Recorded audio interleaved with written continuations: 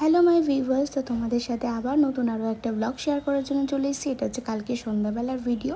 তো কালকে দেখছি প্যান্ডেল শুরু হয়ে গেছে, আর এদিকে জিমে যেহেতু বিশ্বকর্মা পুজো হয়েছে তার জন্য সুন্দর লাইট ফাইট সব জ্বলছে। আর সকাল থেকে তো কোথাও বেরোয়নি, তাই জন্য বড়মশাইকে বললাম চলো একটু ঘুরে আসি। আর টুকটাক কিছু কেনাকাটিও ছিল, ঘরের জিনিসপত্রও ছিল কেনাকাটি।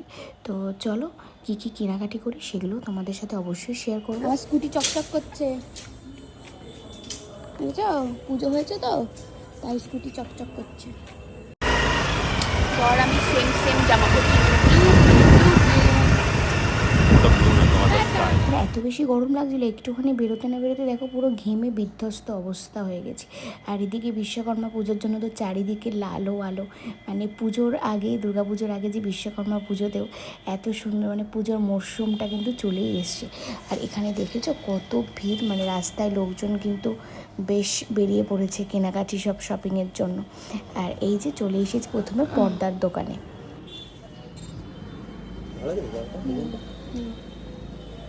ডার্কই চাইছিলাম, এতে কিন্তু খুব একটা আলো কাটবে না, মোটামুটি।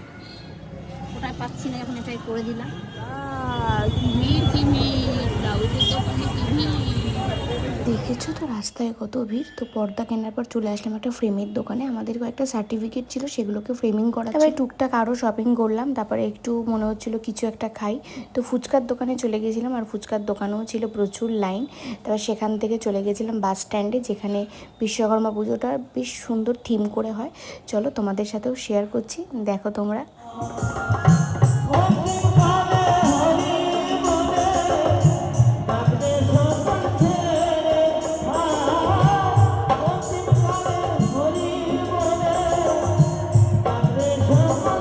গিয়ে দেখলাম ওখানে খিচুড়ি ভোগ দিচ্ছে, আর আমি তো খিচুড়ি ভোগ খেতে খুব ভালোবাসি, তাই জন্য বর আর আমি দুজনে একটু খিচুড়ি ভোগ খেয়ে নিলাম। তারপর বাড়িতে এসে পর্দাগুলোকে চেঞ্জ করলাম।